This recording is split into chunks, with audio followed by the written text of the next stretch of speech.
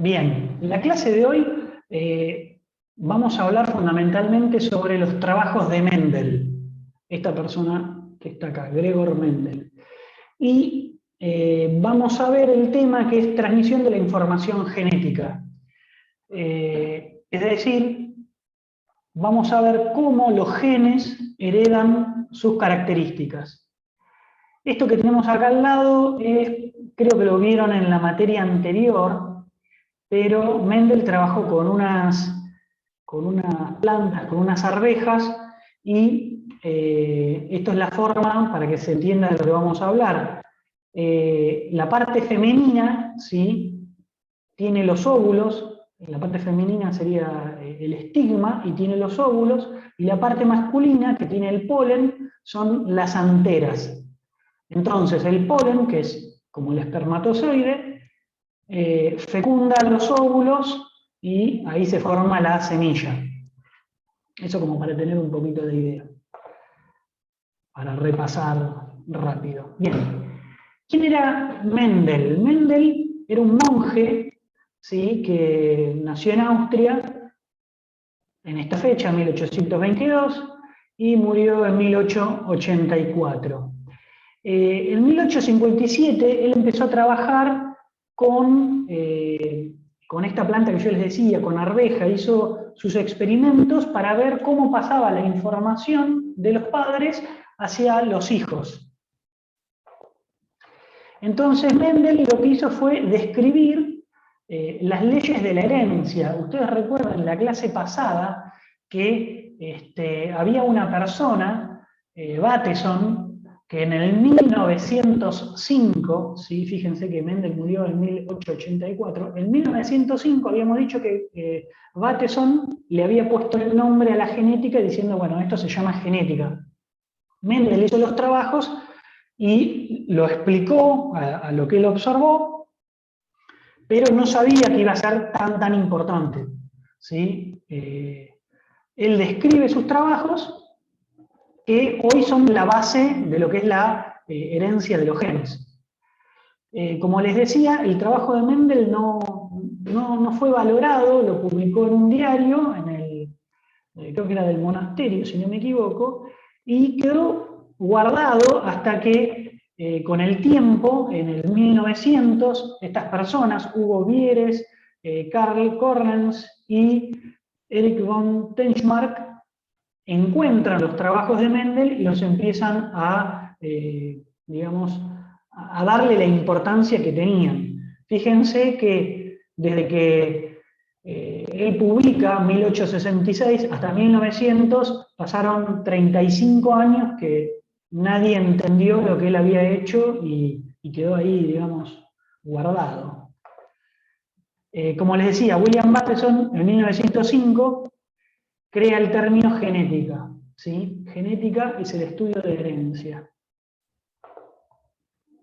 Bien, estas son fotos del monasterio y estos son representaciones o ensayitos con los resultados que logró Mendel. Estas son las dos plantas parentales, este es el híbrido, y estos son la descendencia que va dejando para determinados caracteres. Lo que tuvo Mendel fueron muchas cosas que digamos que hizo bien. En parte, el material con el que trabajó, el diseño de experimentos, el material, ahora voy a explicar cuál era la planta y demás, pero digamos, trabajó con plantas que eran autógamas, es decir, que se autofecundaban. Hizo experimentos que eran repetibles y tienen un nivel estadístico. En esta época no era muy normal hacer experimentos y que tuvieran rigor estadístico, o sea, que tengan repeticiones y que tengan datos que puedan ser contrastados y que el ensayo se pueda repetir. Había, bueno, esto que les decía, mucha cantidad de datos. Se hizo análisis matemáticos y estadísticos para demostrar lo que había hecho. Y bueno, hizo prueba de hipótesis con experimentos. O sea, trabajó de una manera muy, muy buena para lo que era la época. El método experimental que usa Mendel, en parte comienza con el material que había elegido. Él elige plantas que eran autógamas, era la arveja de jardín, que es un sativum. Que sea autógama quiere decir que la flor, cuando se abre, ya se fecundó, en este caso, el polen fecundó el óvulo, es decir, se está empezando a formar la semilla, ¿sí? Es decir, ustedes tienen dos tipos de plantas, que ahora lo vamos a ver. Por un lado las autógamas y por otro lado las alógamas. Las alógamas, la flor se abre y fomenta el cruzamiento con una planta diferente. Mientras que la autógama se cruza la planta consigo misma. Entonces Mendel, fíjense, acá está la planta de arveja, la flor, una vez que se autofecunda, aparece una vaina, ¿sí? Y adentro de la vaina están todas las semillas. Esto es como la arveja que comen ustedes, es una arveja. Bueno, Mendel trabaja con estas arvejas porque fundamentalmente eran fáciles de conseguir y eran baratas. Además, tenía muchas generaciones, eran generaciones cortas, con lo cual en un año podía ser varias generaciones, dejaban mucha cantidad de hijos, había variación, recuerden de nuevo la clase pasada, la importancia de que haya variación. En este caso a Mendel, contar con variación le permitió hacer todos los estudios.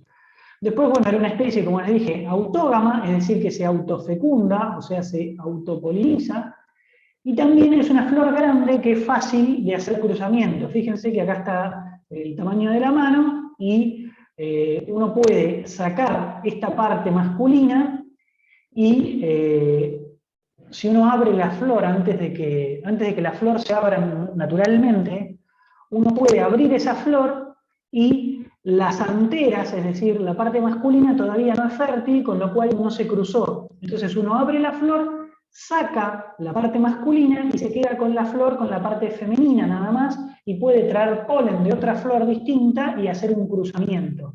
Y hacer de esa manera cruzamientos dirigidos. Es decir, cruzar la planta de flor roja con la planta de flor blanca, ¿sí?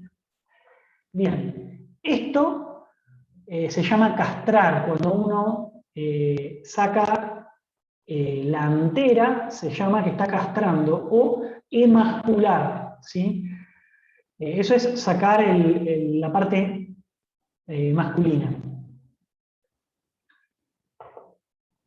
Bien.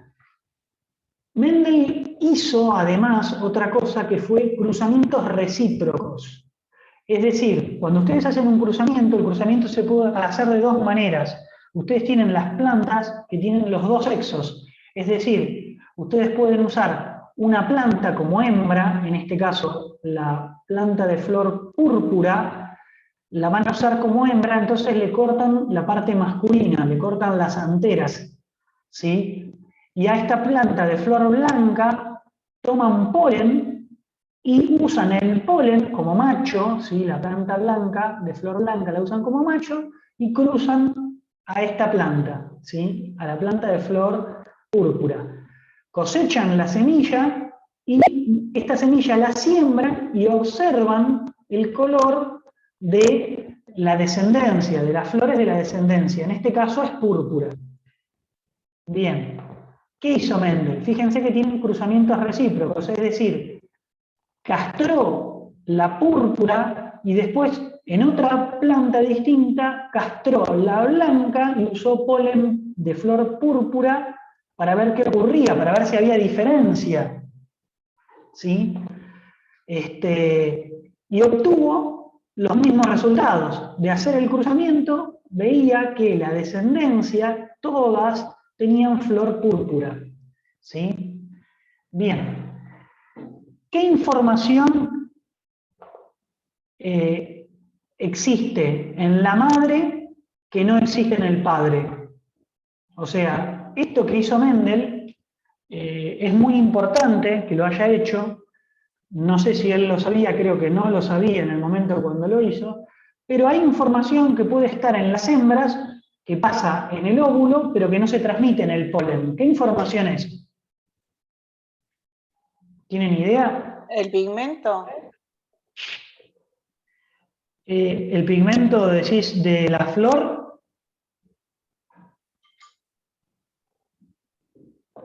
Bien, te respondo. En el óvulo tiene la información del núcleo y a su vez tiene la información del citoplasma. Mientras que el polen es solo información nuclear, ¿sí? Son solo cromosomas. Entonces, cuando ocurre la fecundación, la información del polen entra al núcleo, ¿sí? Y el hijo va a tener mitad de la información nuclear de los cromosomas que están en el núcleo de la madre y mitad del padre, pero van a tener todo el citoplasma de la madre. Y en el citoplasma ustedes tienen mitocondria y cloroplastos, ¿sí? En las plantas. En las plantas tienen cloroplastos, que es lo que permite hacer la fotosíntesis, ¿no es cierto? Entonces, en humanos solamente tienen, o sea, en todos los otros organismos, no sean las plantas, van a tener solamente mitocondria, ¿sí? Bien, entonces, la información que pasa por la madre, pero no por el padre, es información que está en ADN de mitocondrias y en ADN de cloroplastos. Esto es importante porque hay algunos genes, lo van a ver hacia el final, cuando vean la parte de mejoramiento, hay unos genes que generan la macho-esterilidad, es decir, que una planta sea androestéril o macho-estéril. Cuando una planta es macho-estéril, puede ser por distintos motivos, pero hay algunos genes que se ubican que pueden estar en la mitocondria, que pasan solamente por las madres y hacen que la planta sea macho estéril. Eso lo vamos a explicar ese ejemplo después hacia el final de la cruzada para la segunda parte. Bien, entonces Mendel, dijimos, trabajó con esta arveja y dijimos que había variabilidad. Esa variabilidad se veía en distintas cosas, en distintas características, ¿sí? Pero eran características fenotípicas, es decir, visuales, eran diferentes formas visuales, por ejemplo, diferentes colores, ¿sí? El color de la flor como característica, o la forma de la vaina o de la legumbre, que puede ser lisa o rugosa, o la forma de la semilla, que también la semilla puede ser lisa o rugosa, también el color de la semilla. Fíjense que acá tienen las flores. Las flores pueden ser terminales, es decir, que estén en la punta, ¿sí? Al final, o pueden ser axilares, es decir, que salgan de cualquier yema, es decir, yemas laterales o yemas terminales, ¿sí? Entonces, podrían haber plantas de esta forma o plantas de esta forma. Plantas de altura normal o plantas muy bajitas, plantas enanas, ¿sí? Entonces, Mendel empezó a estudiar las arvejas y empezó a ver que había distintas arvejas, que había arvejas con distinto color de flor, con todas estas características, con estas 7 características. Entonces, lo que Mendel empezó a hacer fue decir, bueno, ¿qué pasa si yo miro estas plantas un año atrás de otro? ¿Qué pasa? Y las empezó a seguir un año atrás de otro, o sea, empezó a sembrar la semilla de, vamos a suponer, de una planta con este sistema de yema terminal y se fijaba qué pasaba el otro año. Plantas con vaina de color verde y se fijaba qué pasaba el otro año. Iba siguiendo eso. ¿Sí? Eso es lo que hizo al principio. Entonces, esto lo vamos a hacer a modo de resumen para que se entienda lo que vimos acá y para que todos hablemos el mismo idioma. Cuando ustedes hablan de carácter, es la característica, es decir, lo que estamos viendo. Por ejemplo, el color de la flor, si es la forma de la semilla, si va a ser lisa o rugosa, ¿sí? Entonces, vamos a hablar como carácter. En este caso, el carácter va a ser color de la flor. El color de la flor va a tener dos fenotipos. Fenotipo es lo que uno ve, ¿sí? Lo que uno está visualizando. O sea, la planta puede ser de flor púrpura o de flor blanca, ¿sí? Después va a tener la información genética, que ahora vamos a explicar cómo lo vio Mendel a esto, pero los genotipos pueden tener, en este caso, tres formas. Pueden ser genotipos homocigota dominante. Homocigota es cuando los dos alelos, ¿sí? Es decir, las dos variantes, es decir, fíjense acá que dicen alelo y tenemos C mayúscula y C minúscula. Mayúscula es el dominante y minúscula es el recesivo. Las dos variantes de un gen, ¿sí?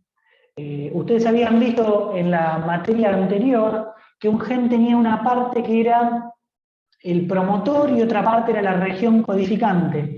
Entonces, si un gen tiene alguna variación, alguna mutación, ¿sí?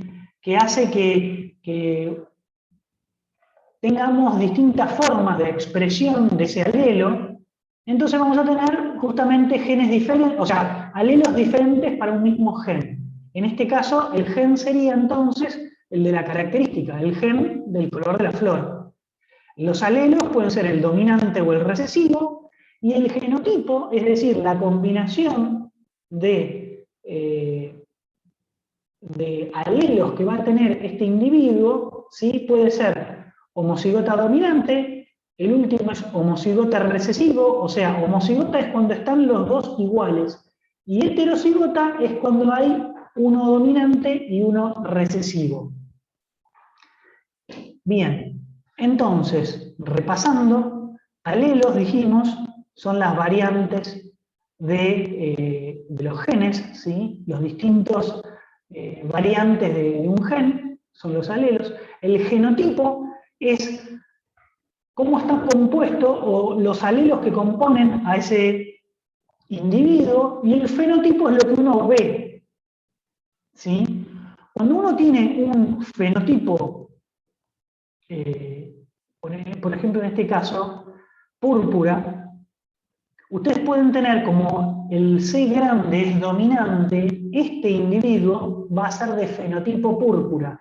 Este individuo se va a ver igual que el homocigota dominante. Ahora vamos a explicar todo, ¿no? Pero estos dos se van a ver igual, entonces ustedes pueden decir que este individuo es fenotipo A raya. ¿Qué quiere decir? Que puede ser a grande o que puede ser a grande a chica, ¿sí? Cuando yo digo esto es fenotipo, en este caso el púrpura es C, yo podría decir que es C raya, ¿sí? ¿Por qué? Porque no sé si es homocigota dominante o heterocigota. Bien.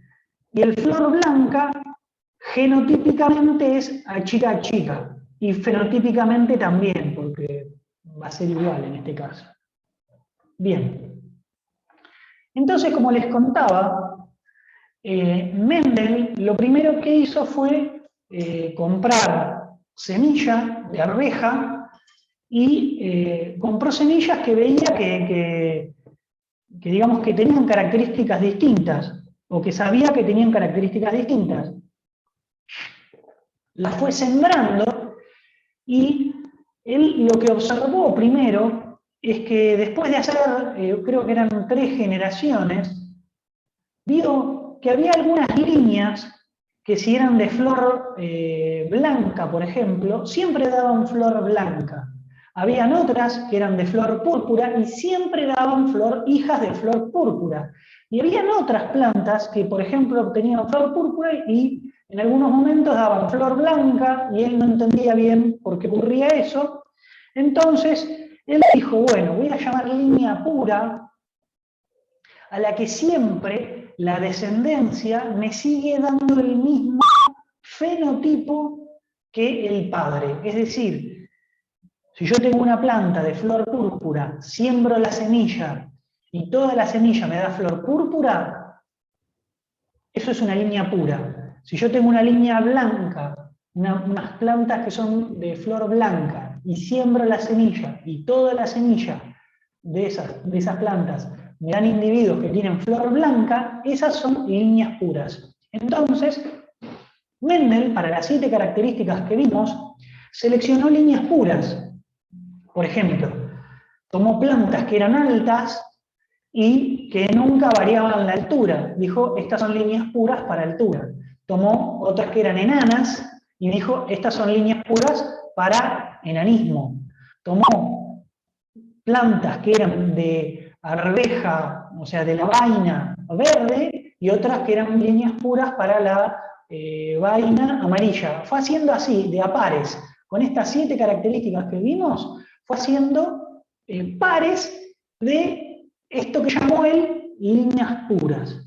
Bien, una vez que él observó que estas líneas puras siempre daban la misma descendencia, él hizo esto que vimos que eran los cruzamientos recíprocos, y lo hizo entre líneas puras, es decir, para estudiar, por ejemplo, la característica color de la vaina, vainas verdes con vainas amarillas, tomó las líneas, las plantas o líneas puras de vainas verdes y las cruzó por vainas amarillas. Nosotros ahora vamos a ver el caso, por ejemplo, de una línea pura para color de flor púrpura, ¿sí? Entonces, él tomó, de nuevo, esto lo hizo con las 7 características, y yo lo voy a explicar a partir de ahora solo con el color de la flor, en este caso, flor púrpura, cruzado con una flor blanca, ¿sí? Entonces, estos eran muchas flores púrpura que se cruzan de las dos formas, es decir, en parte tomando estas como hembra y en parte tomándolas como macho, ¿sí? Lo que dijimos anteriormente, los cruzamientos para los dos lados, ¿sí? Recíprocos. Bien, entonces, ¿qué observa Mendel? Observa que cuando cruza dos líneas puras de colores diferentes, ve que obtiene plantas de flor de un solo color, púrpura en este caso. Ve que este color blanco desaparece, ¿sí? Entonces, él a esta primer hija del cruzamiento la llama generación filial 1 o F1, ¿sí? A cada uno de estos dos padres los llama parentales. El 1 y el 2 es indistinto, es para mostrar que son dos líneas puras diferentes, pero las líneas puras son líneas parentales. Esta P es de parental. Y esta F es de filial 1. Entonces, recordemos que son líneas o plantas que naturalmente se autofecundan. Pero acá él lo que hizo fue un cruzamiento, no dejó que se autofecunden, cruzó púrpura por blanco. Y obtuvo de este cruzamiento todas semillas que daban individuos de flor púrpura. Luego, a partir de acá, deja que estas plantas se autofecundan, ¿sí? La F1 se autofecunda y la próxima generación va a ser llamada F2. La F2 se va a autofecundar y va a ser llamada F3. La F3 se va a autofecundar y va a ser llamada F4, ¿sí? Entonces, él va a observar de acá en adelante qué pasa con la F1, la F2, la F3, la F4, así. Y lo que hace acá es dejar que la planta sola se autofecunde. Él lo único que tuvo que hacer acá es ver que las plantas que se autofecundaban solas, cuáles generaban variación y cuáles no. Y las que no variaban eran las puras, las cruza y tiene la F1. Cuando este F1 se autofecunda y obtiene la F2, él observa que aparece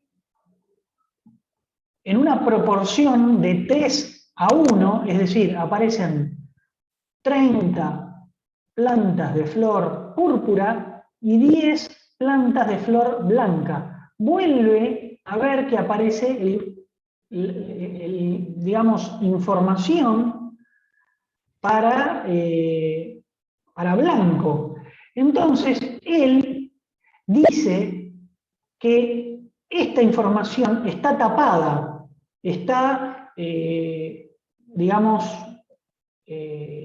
sí, tapada por un gen que es dominante, ¿sí? Esto lo dice para la F1, es decir, si yo tengo información para blanco acá en la F2, es porque esa información está en la F1 y esa información que está en la F1 no se ve, está tapada. Entonces, él dice que dominante va a ser el color, en este caso de flor, que se ve en la F1. De esa manera, él dice que, digamos, dice qué gen es dominante y cuál es recesivo, ¿sí? En este caso, el color púrpura es dominante sobre blanco. ¿Por qué? Porque púrpura se ve en el heterocigota, en la F1.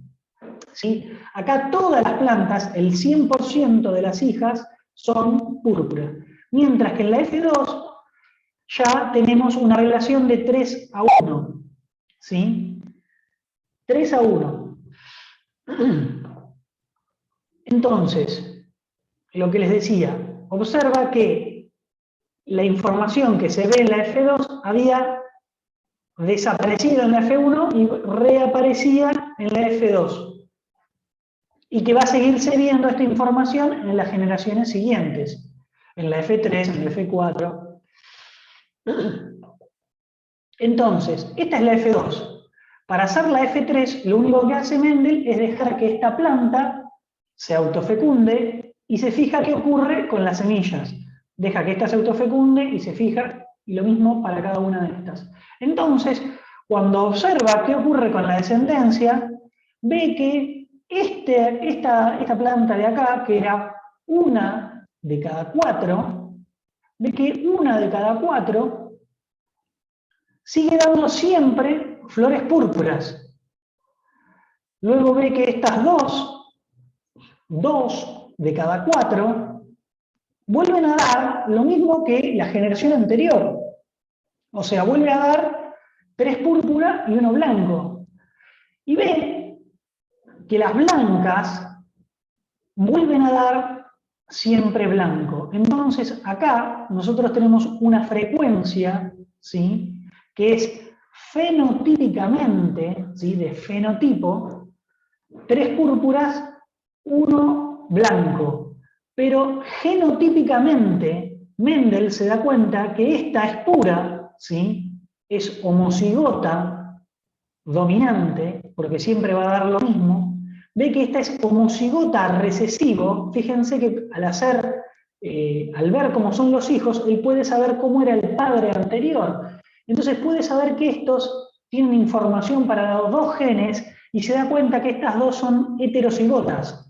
Por lo tanto, sabe que la F2, ¿sí?, es fenotípicamente 3/4, 1/4, es decir, 3 de cada 4 plantas es púrpura y 1/4 es blanca. Y sabe que genotípicamente es 1 de cada 4, 1/4 homocigota dominante, 2/4 o lo mismo 1/2, ¿sí? 2/4 simplificado es 1/2, entonces 1/2 es heterocigota, ¿sí? La F2, 1/2 es heterocigota, y 1/4 es homocigota recesivo, ¿sí? De esta forma es con la que Mendel, haciendo esto que le estoy contando, son los mismos ensayos que hizo Mendel, es lo mismo que observó, y lo observó para las 7 características que estudió. Vio que ocurría esto, ¿sí? Entonces, Mendel puede decir que la F2 es 3/4, fenotípicamente 3/4 púrpura, 1/4 recesivo, y genotípicamente es 1/4 a grande, 1/2 a grande a chica, 1/4 a chica, ¿sí? Dominante, heterocigota, homocigota recesivo. ¿Sí? esto que estoy poniendo acá. Es decir, la F3 la utiliza para saber cómo es en realidad la F2. La F3 me da información de cómo eran los padres anteriores. Bien, acá está lo que yo les contaba de los resultados estadísticos de Mendel. Fíjense la cantidad, acá tenemos por ejemplo carácter, color de flor, que podría ser púrpura o blanca, sabe cuál es el dominante porque ve la F1, ¿sí? Ve que en la F1 el dominante, por ejemplo, es este, ve que en la F1 en color de semilla domina amarilla, ve que domina lisa, ve que domina la forma de la vaina sin pliegues, ve que domina, por ejemplo, la altura normal. Y fíjense que el total, estos son, por ejemplo, 705 contra 224. 705 son dominantes y 224 son recesivos. Fíjense la cantidad, acá hay como cerca de 1000 individuos. Acá también 1000 individuos, acá tenemos 8000 individuos, acá hay unos 6500 individuos. ¿Sí? Fíjense que el número es un número grande. Y otra cosa es que la proporción que yo les dije recién que era 3:1, fíjense que acá le dio 3:15:1, 3:14:1, 3,01:1. Él hizo después algo que se llama chi cuadrado, que lo vamos a ver la clase que viene, que es una prueba de hipótesis, para ver si esto en realidad a qué frecuencia se ajustaba, si era estadísticamente 3:1 o no. Y la clase que viene lo vamos a ver, todo esto le da que la frecuencia es 3:1 con rigor estadístico, ¿sí? Fíjense otra cosa, cuanto mayor es la cantidad de individuos que él observa, más cerca de 3:1 es la relación. Cuanto menor es el número, empieza a haber mayor variación, ¿sí? Fíjense, acá está, cuando la información es menor, el error es un poquito más grande, ¿sí?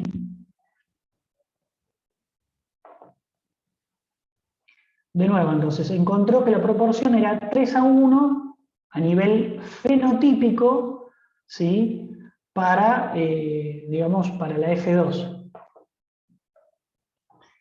Y bueno, esto es lo que se llama como la primera ley de Mendel, ¿sí? Cada individuo lleva un par de alelos para cada característica y los miembros del par se separan durante la formación de gametas. Ahora vamos a ver bien esto, pero ustedes recuerdan que cuando se forman las gametas, llega la mitad de la información y en esa separación de gametas uno lo puede ver a microscopio hace 30, 50 años que lo ve en microscopio, pero Mendel lo dedujo a eso. En realidad, yo acá lo pongo como con las palabras que se usan actualmente, pero Mendel hablaba de elementos. Mendel hablaba de digamos, con otras formas, con otro nombre, él lo describía, y bueno, yo se los puse con las palabras de la actualidad para que se entiendan, ¿sí? Pero la primera ley de Mendel es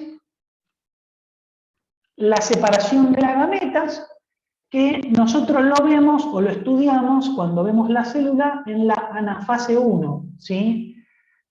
Cuando se están separando los dos cromosomas homólogos en la meiosis. Bien, ¿hasta ahí se entiende? ¿Se entendió? Perfecto. Bien, perfecto. Fíjense que acá Mendel estaba estudiando una característica sola, pero una planta puede tener color de semilla verde, que la semilla sea lisa, que la vaina, ¿sí? La vaina, donde está esa semilla, puede ser lisa o puede ser rugosa, la vaina puede tener color verde o amarillo, la planta puede ser alta o puede ser enana. Entonces, él empezó a estudiar, a combinar de a dos características, ¿sí? No, o sea, no vamos a hablar de más que o una característica por separado o dos características juntas. En este caso vamos a ver qué es lo que ocurre cuando tomamos dos características. Por ejemplo, la forma de la semilla, si es lisa o rugosa, y el color de la semilla, si es verde o amarillo. Recuerden, acá estamos poniendo la semilla porque es más fácil de dibujar, pero yo podría estar estudiando, de nuevo, la altura de la planta y el color de la flor. Podría estar estudiando el color de la flor y la forma de la vaina. Cada característica, cualquiera de las 7 características, de forma independiente, ¿sí? Ustedes podrían combinar cualquiera de esas 7 características. Entonces, ¿qué es lo que ocurre? Fíjense, ustedes tienen un individuo que es diploide, ¿sí? Fíjense, en este caso es R mayúscula, Y, Y. ¿Eso qué quiere decir? Quiere decir que el gen, por ejemplo, si es lisa, ¿sí? Es homocigota. Este R es para que sea lisa. Entonces, el Y es para que sea verde, el Y chiquito. Fíjense que está 2 veces repetido en el individuo.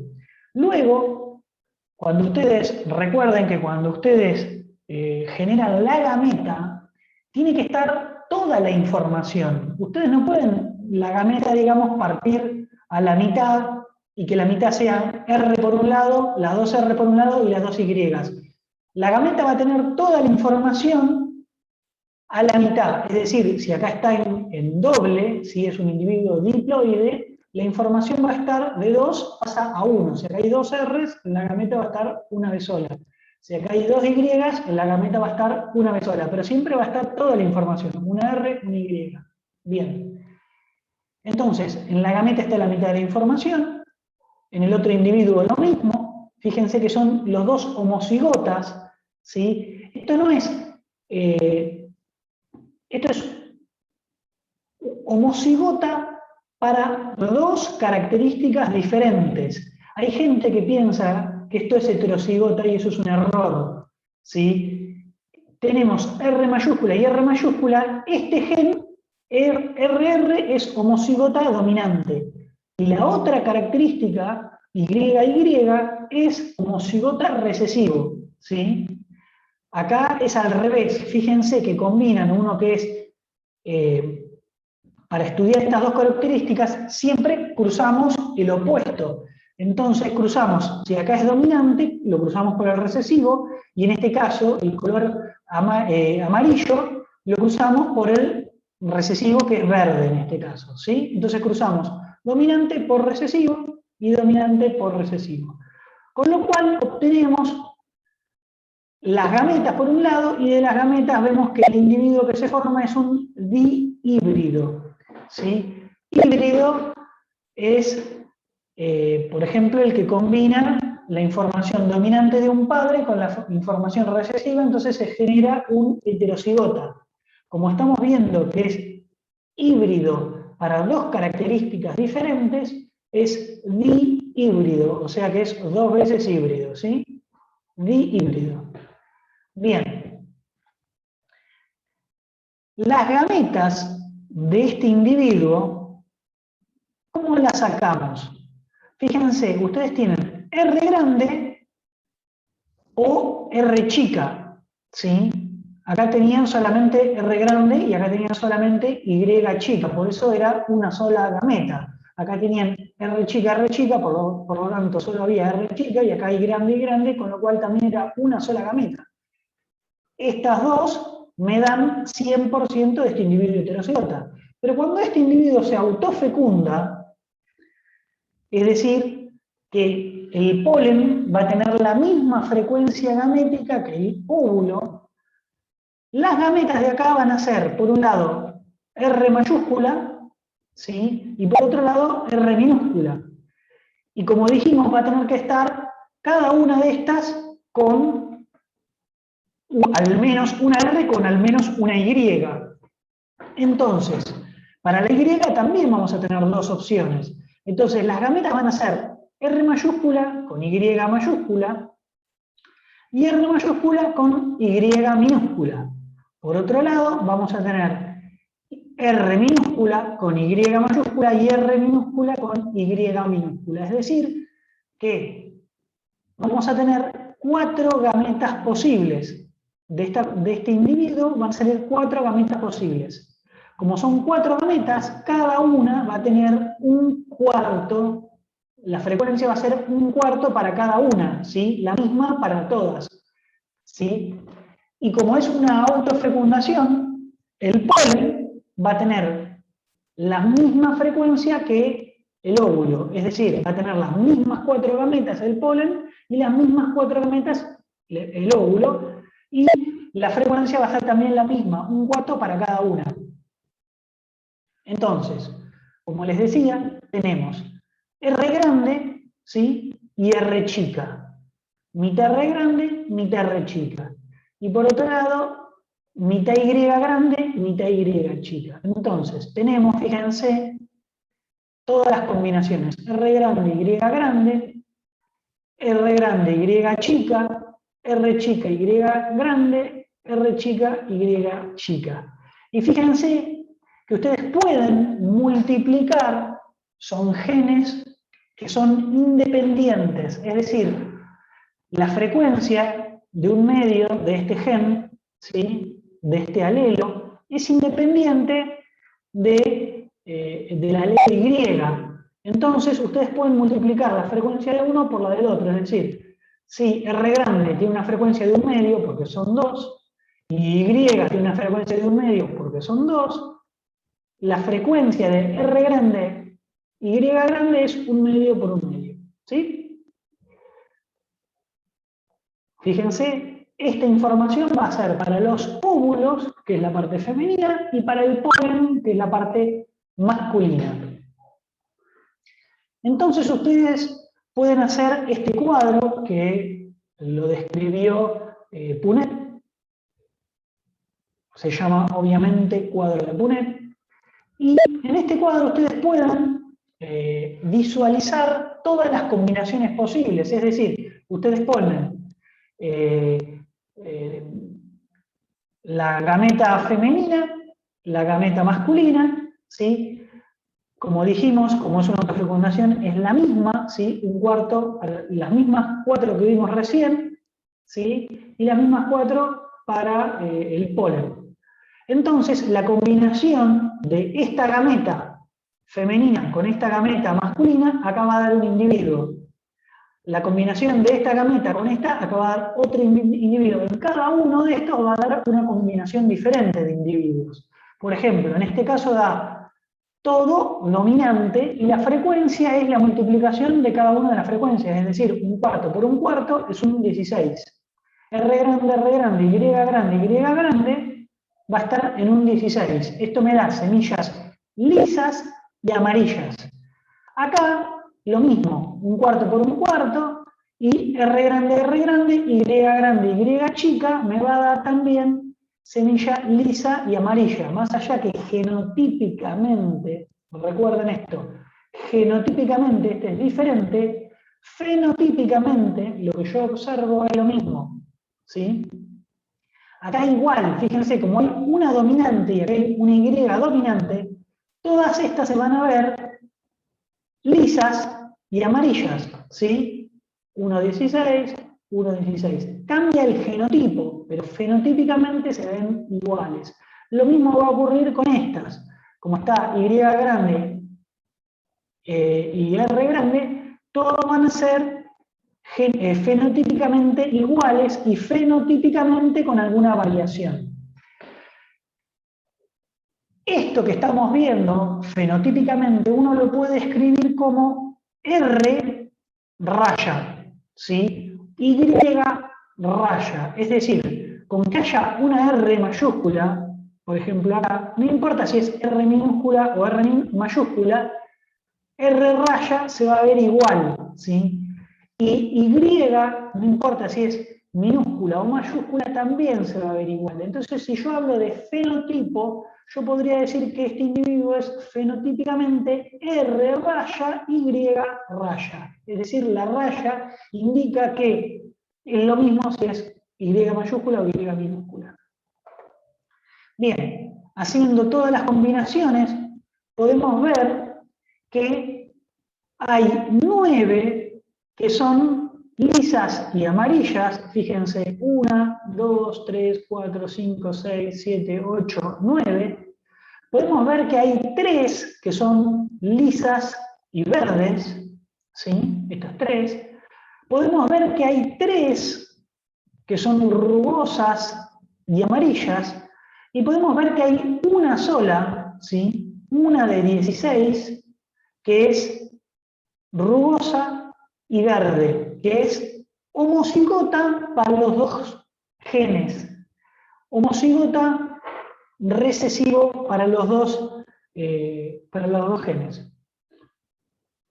Con lo cual de acá nosotros vemos la frecuencia fenotípica cuando trabajamos con dos genes es 9 de 16, R raya, Y raya, 3 de 16, R raya, Y chica, fíjense que acá es Y chica.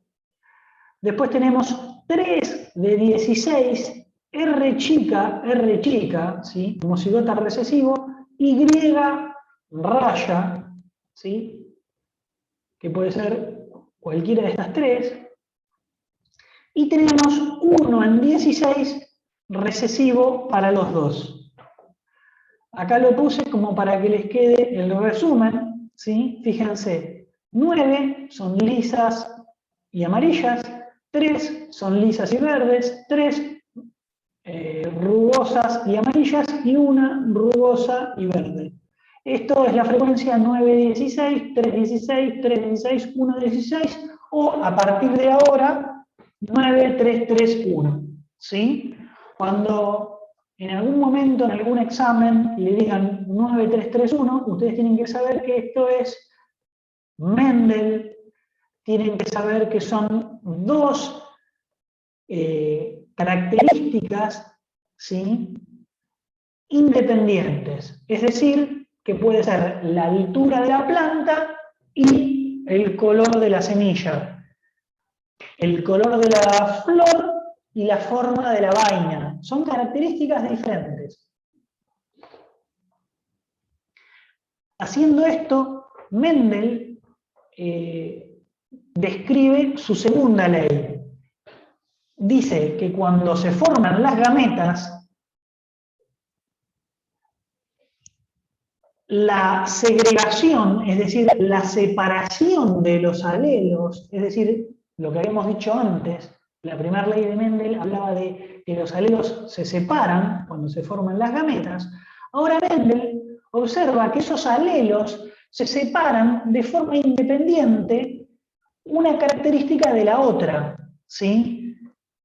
De manera independiente se separan los alelos de un gen respecto de otro gen. Es decir, que cómo se van a separar los alelos de un gen no importa respecto de otro gen distinto. En este caso son genes independientes, ¿sí?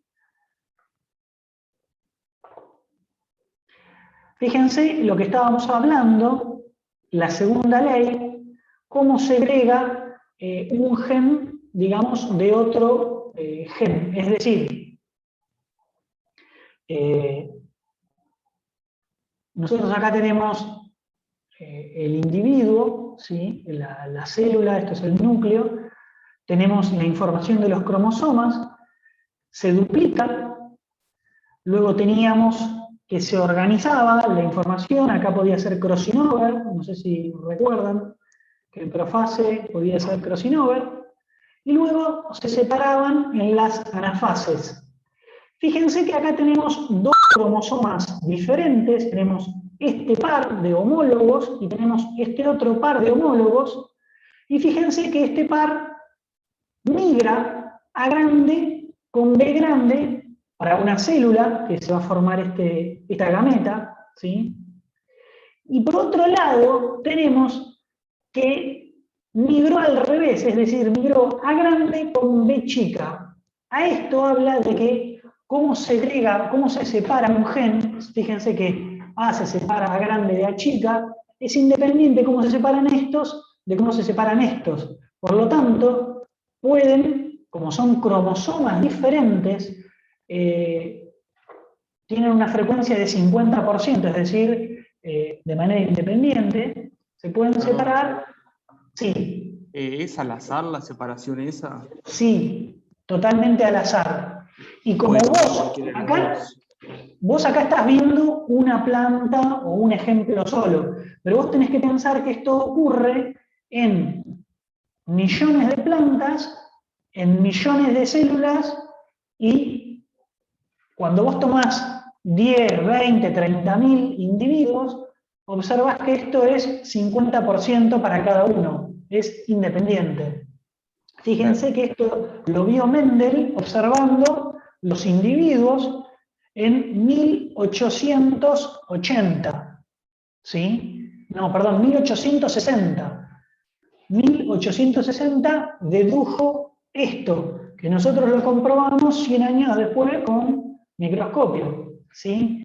Y la primera ley de Mendel hace referencia a esto, a que A grande se separa de A chica cuando se forma la gameta, ¿sí? De nuevo, lo mismo se observa a microscopio, algo que observó Mendel observando, digamos, haciendo el cruzamiento con las dos líneas puras, ¿sí? En la F1 observaba esto, que se separaban los dos,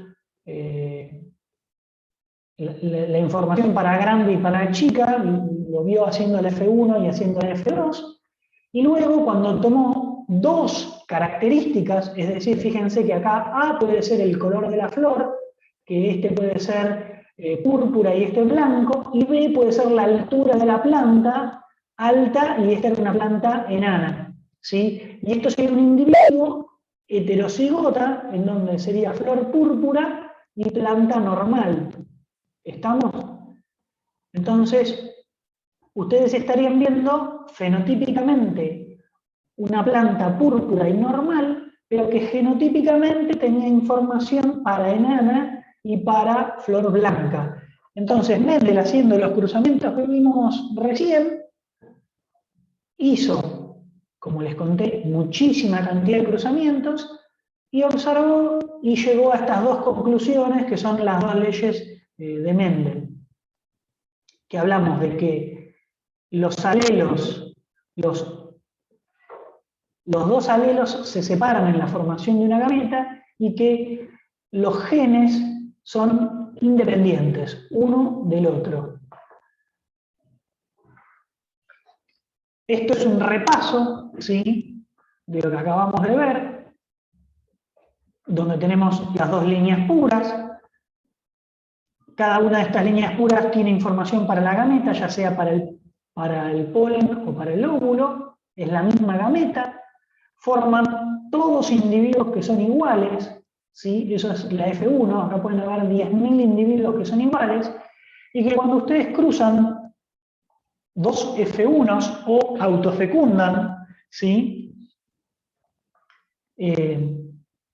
La autofecundación puede ser porque ustedes dejan que la planta se cruce con sí mismo, o porque cruzan dos plantas que son exactamente iguales. Dos plantas diferentes, pero que son exactamente iguales.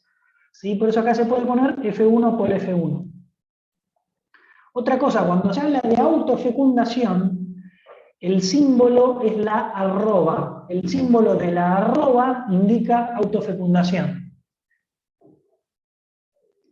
Entonces, cuando se genera la F2, se observa 315 lisas y amarillas, 108 lisas verdes, 101 rugosa y amarilla y 32 rugosa y verde. Fíjense que del total, de este total, este 315 representa 9, estos 108 representa 3, estos 101, 3, y este 32, 1 sobre 16. Ustedes llegan a estos valores porque, digamos,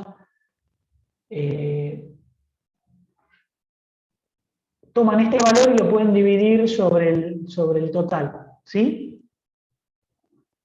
También pueden analizar de forma separada cada uno de estos genes, porque como dijimos que son independientes estas dos características, ustedes pueden llegar a estos mismos valores multiplicando la frecuencia de características distintas. Es decir, si yo quisiera saber cuál es la frecuencia de una planta y ver 7 características distintas, ¿sí? Supongamos yo quiero estudiar 7 características, y yo tengo que para el gen 1 es A grande, para el gen 2 es B chica, para el gen 3 C grande, yo puedo ir multiplicando la frecuencia de cada una de esas características, porque son independientes, y llegar al valor que va a tener o a la probabilidad de encontrar una planta con esas características en estos cruzamientos.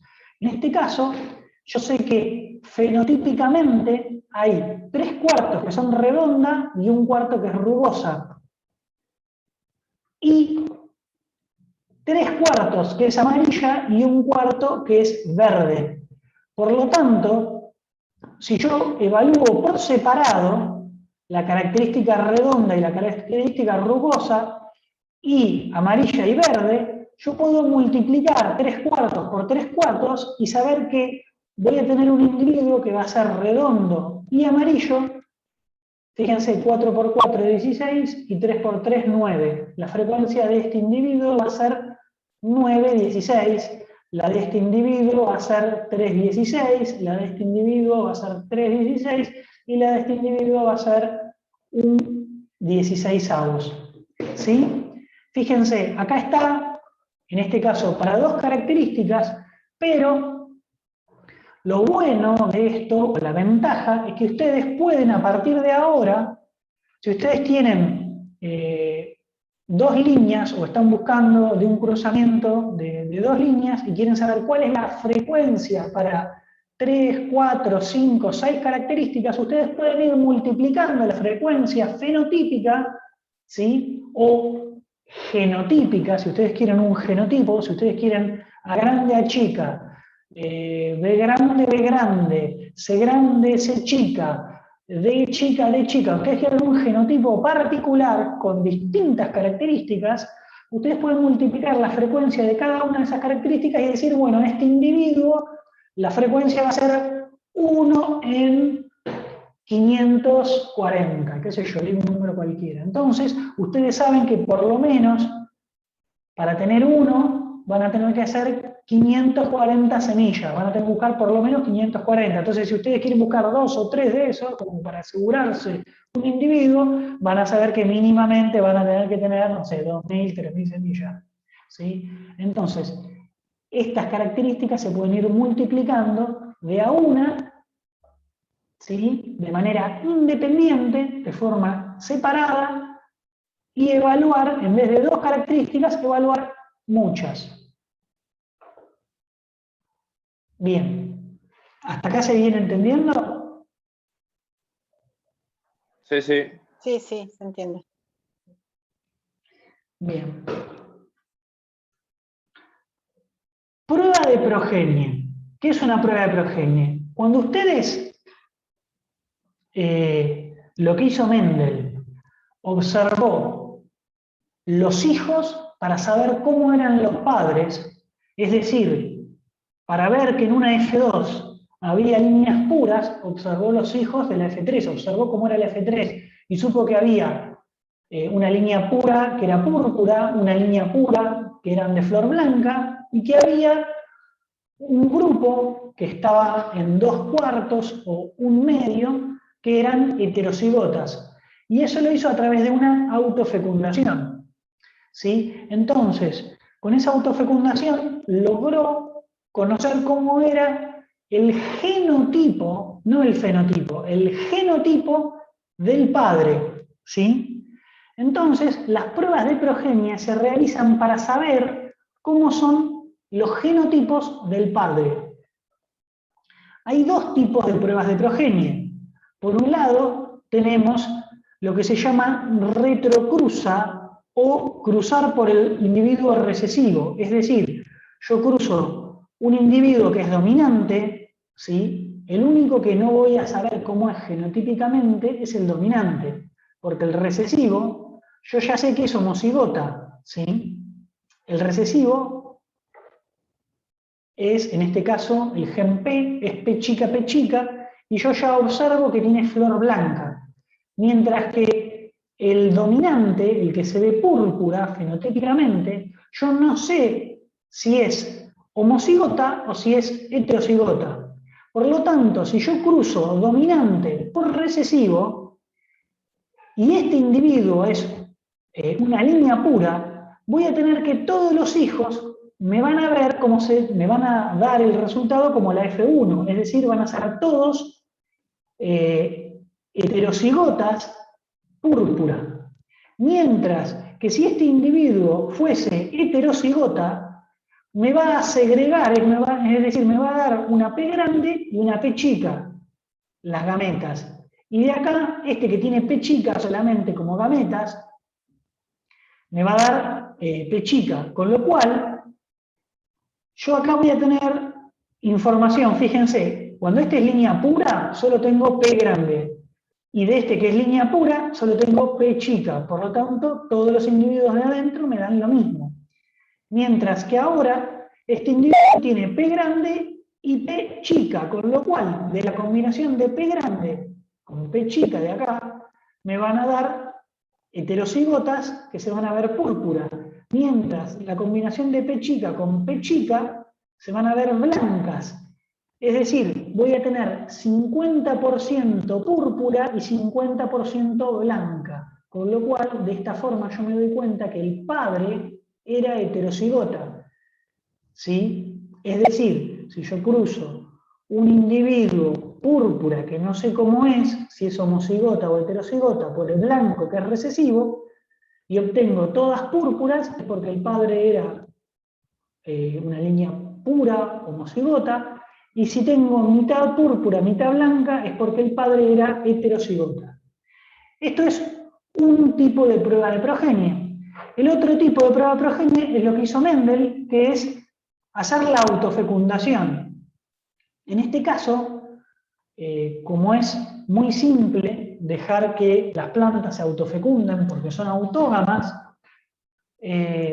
uno deja que el individuo se autofecunda, observa, y si la descendencia son todas iguales, uno sabe que es una línea pura.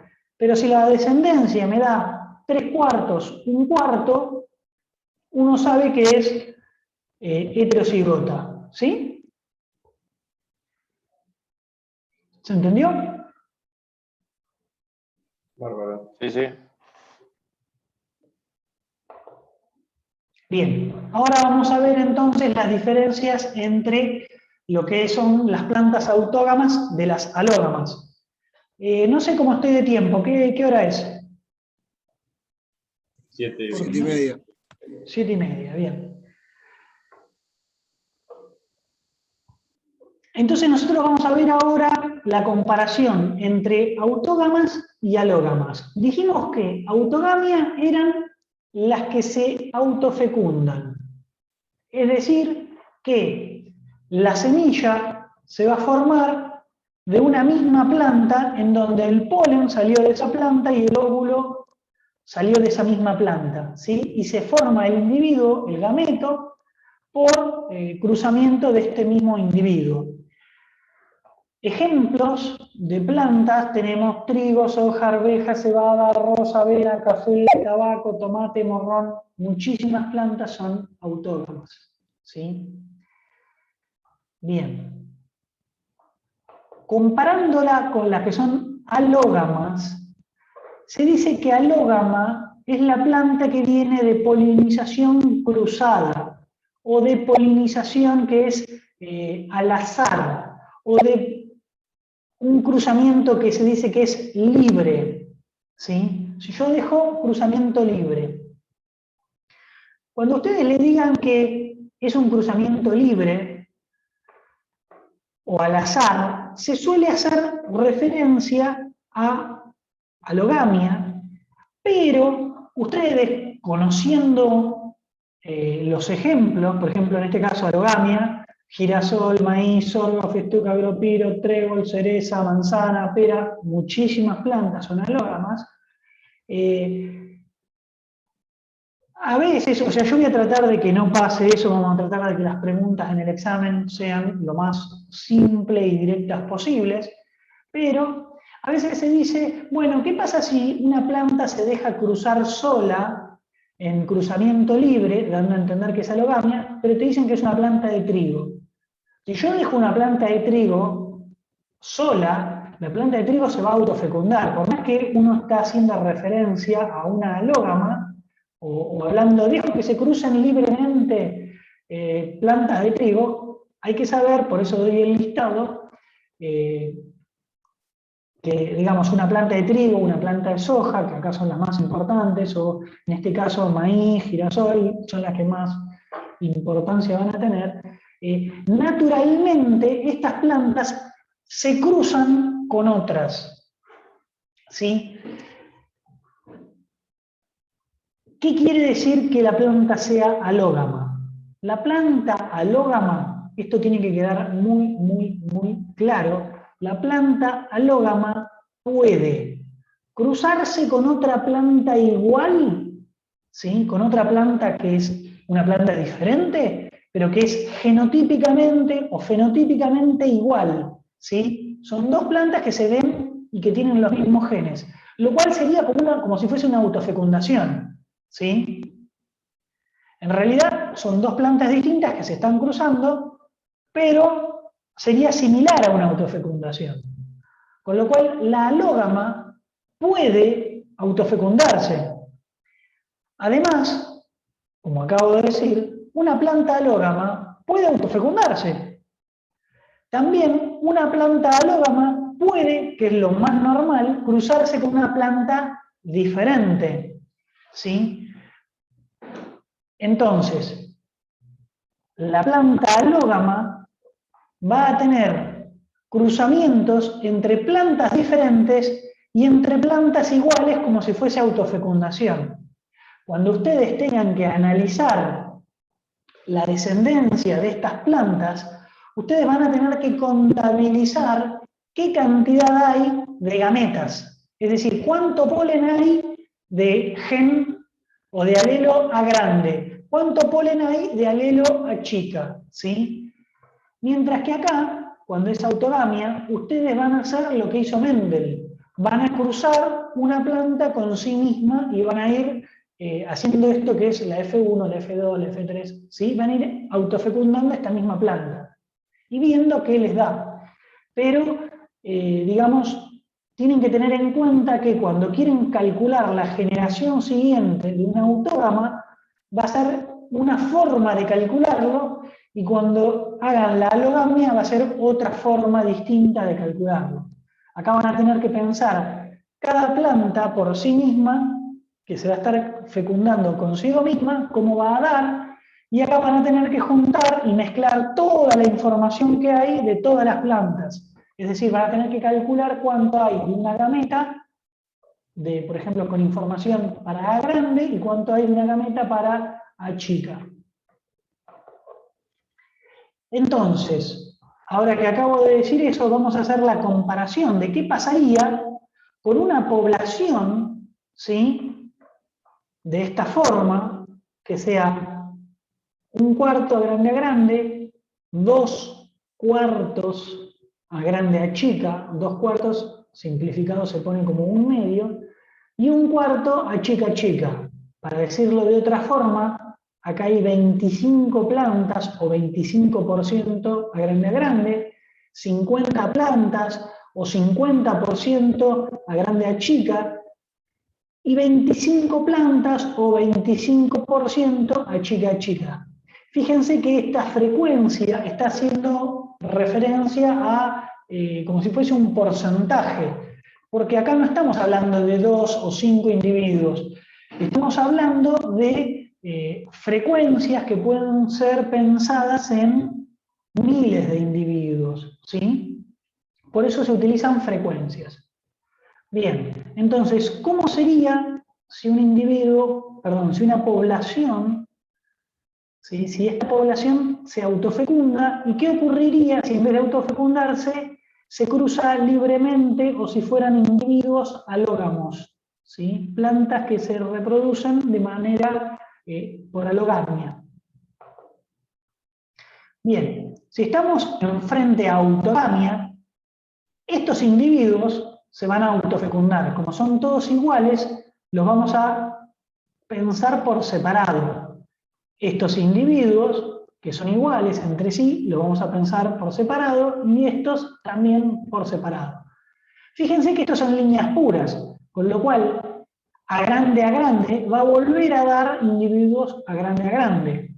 Si lo quieren pensar, este individuo a grande va a dar gameta a grande, que al autofecundarse se va a cruzar a grande con a grande y me va a volver a dar individuos a grande.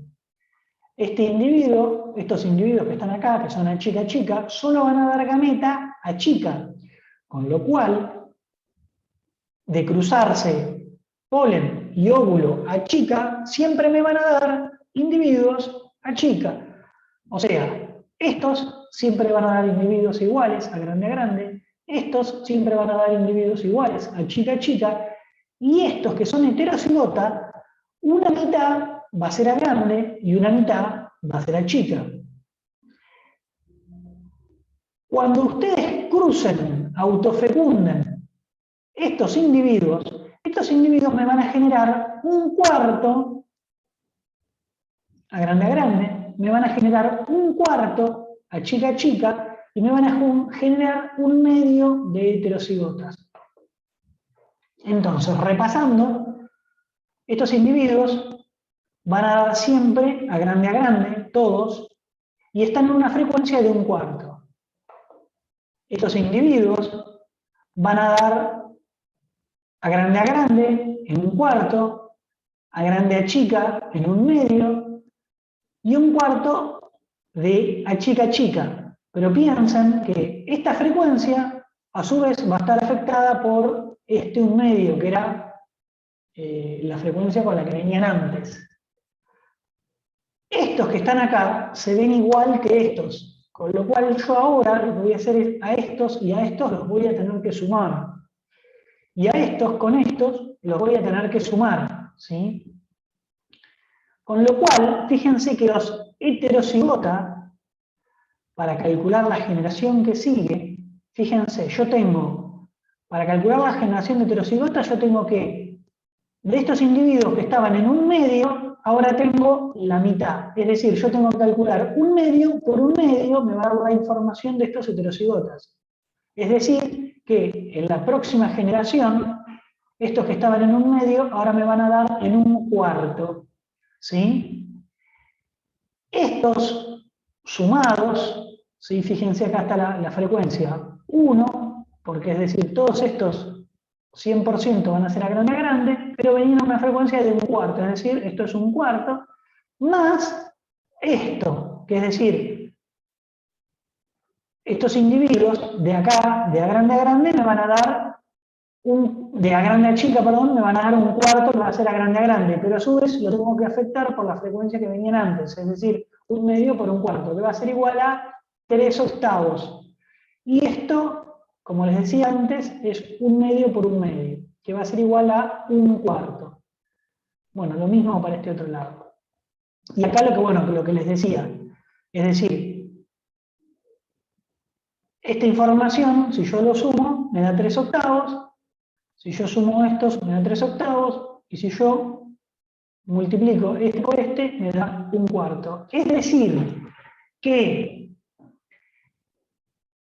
con cada generación de autofecundación, siempre el heterocigota se va a reducir a la mitad. Fíjense, el heterocigota me da, hacia la próxima generación, la mitad como heterocigota. Y la otra mitad me la da como un cuarto, o sea, mirá, el 50% me lo da heterocigota y el otro 50%, que serían estos dos juntos, me lo da como homocigota. O sea, homocigota dominante en un cuarto y homocigota recesivo en un cuarto. Y la mitad, o sea, un medio, como heterocigota. Es decir, en cada generación el heterocigota se va a reducir a la mitad. La próxima generación, este heterocigota va a ser un octavo, ¿sí? La mitad de 4 sería en este caso un octavo. O sea, si yo pongo el doble de 4 a 8, esto se reduce, este individuo se reduce a la mitad. Y estos otros van a aumentar en un 25% de lo que disminuye, digamos, este heterocigota. Pero bueno, resumiendo, en una sola generación, lo que ocurre es, de esta generación inicial, el heterocigota se redujo a la mitad y los otros dos aumentaron en esa mitad que se redujo el heterocigota. ¿Sí? Noten, la frecuencia de heterocigota se reduce a la mitad.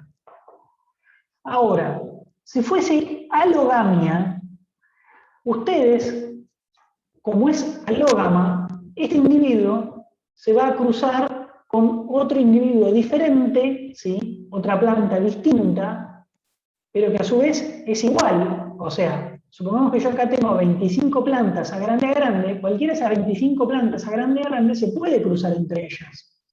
A su vez, cada una de estas plantas también se podría llegar a autofecundar, ¿sí?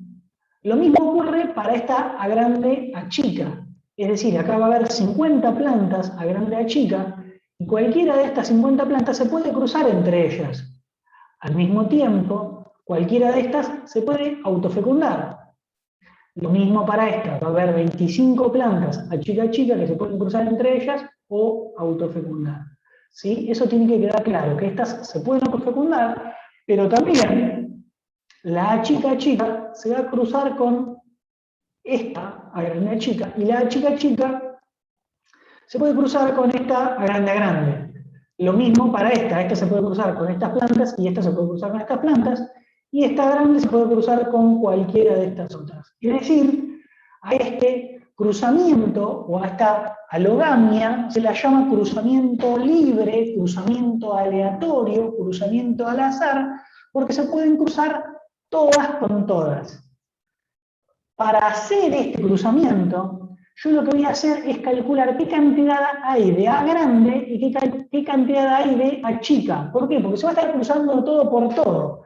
Entonces, como sé que esto es alogamia, y se va a cruzar todo por todo, puedo calcular la frecuencia de alelo A grande y la frecuencia de alelo A chica.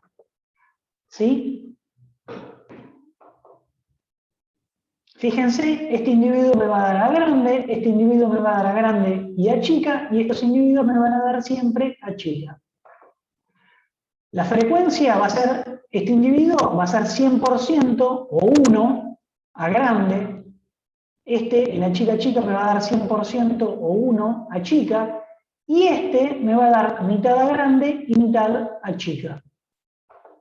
Entonces, para calcular la frecuencia de A grande, ¿sí? Qué cantidad de gametas que hay de A grande, yo tengo que sumar la frecuencia esperada, ¿sí? 1 de A grande, y multiplicarlo por la frecuencia o la cantidad que hay de A grande. ¿Qué es esto? Un cuarto, A grande, es la cantidad que hay, por la frecuencia que me va a dar, más la otra parte, que es las A grandes que vienen del individuo que es heterocigota, que es esta parte. ¿Sí? Es decir, mitad del heterocigota, mitad del heterocigota es esto, la frecuencia en la que están estos individuos heterocigotas, por la frecuencia del alelo A grande. Es decir, si ustedes hacen toda esta cuenta, van a ver que les da mitad para A grande. Como esto es la mitad para grande, la otra parte va a ser 1 menos A grande, que en este caso también va a ser un medio. Lo pueden calcular, que va a dar exactamente lo mismo, o lo pueden restar del total de la frecuencia, que la frecuencia total siempre va a ser 1. Nunca la frecuencia les puede sumar mayor a 1, ni tampoco dar 0,95. ¿Sí? Siempre tiene que ser el total igual a 1. Con lo cual, las gametas, ustedes van a tener que la información es mitad A grande y mitad A chica. Esto va a ser información para el polen como para los óvulos, con lo cual ustedes van a volver a hacer un cuadro de Punnett, ¿sí? Y van a tener que la mitad es A grande para los óvulos, la mitad es A chica para los óvulos, y lo mismo para el polen, mitad A grande, mitad A chica.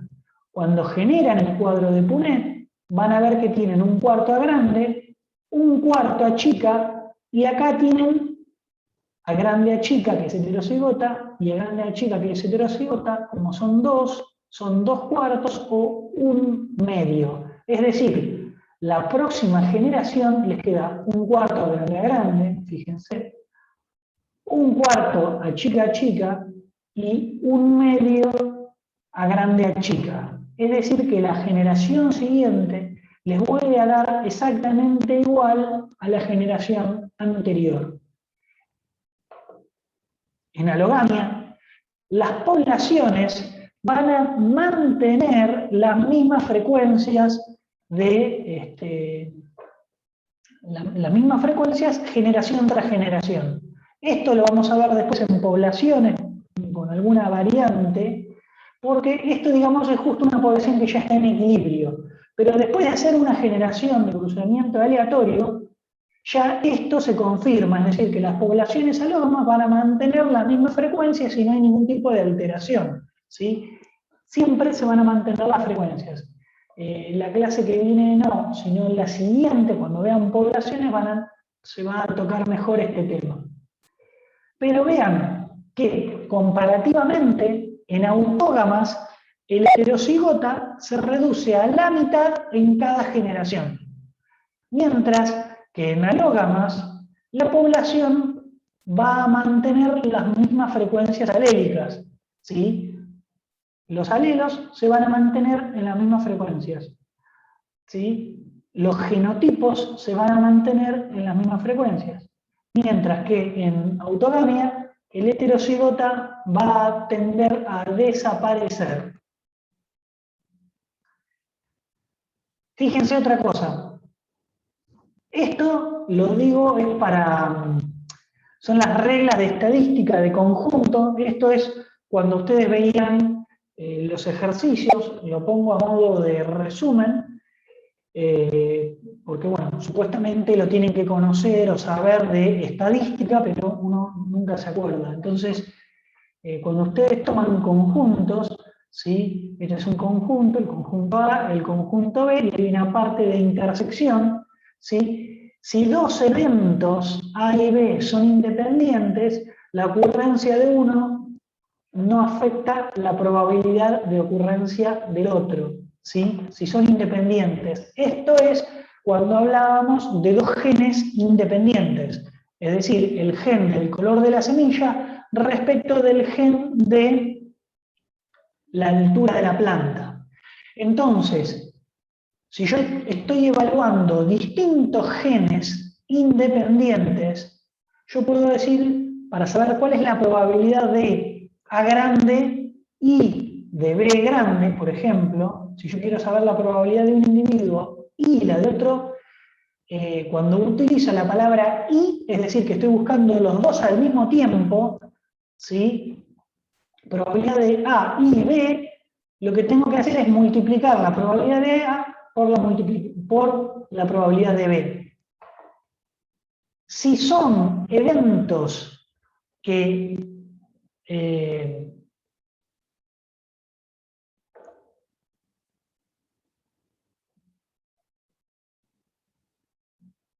bueno, en este caso es la adición. Si yo sumo, tengo que hacer A o B. ¿Sí? Si son dos eventos que no se excluyen uno del otro, ¿sí? Por ejemplo, si yo tengo un dado y tiro un dado, cuando tiro un dado me va a salir el 1 o me va a salir el 4 o me va a salir el 6. Entonces el dado está excluyendo que, es decir, si sale un número no va a salir el otro. Entonces, en ese caso son excluyentes, pero cuando no se excluyen, es decir, cuando yo podría tener la probabilidad de ocurrencia, después vamos a ver ejemplos, pero cuando yo tenga la probabilidad de que ocurran los dos al mismo tiempo, que no excluye uno al otro, tengo que restarle a la suma de uno más el otro, le tengo que restar la probabilidad de ocurrencia de los dos al mismo tiempo. Esto no lo vamos a usar porque es más bien algo estadístico. Como nosotros vamos a tomar más teoría, esto no va a ser puesto en práctica. Y cuando nosotros tenemos dos eventos que son excluyentes, es decir, si sale el 1, no sale el 6, directamente yo puedo, si quiero saber cuál es la probabilidad de A o la probabilidad de que ocurra B, es decir, cuál es la probabilidad de que salga en el dado el 1 o que salga el 6, tengo que sumar 1 más, digamos, la probabilidad de A más la probabilidad de B. ¿Sí? Esto es para recordar la parte estadística. La clase de hoy termina acá y lo que vamos a hacer ahora, vamos a ver y recordar conceptos a forma de ejercitación y después vamos a ver la ejercitación. Yo acá voy a terminar de grabar, voy a dejar de grabar, pero vamos a hacer toda la parte de ejercitación, ¿sí? Así que si quieren, nos vamos a aprender ahora las cámaras.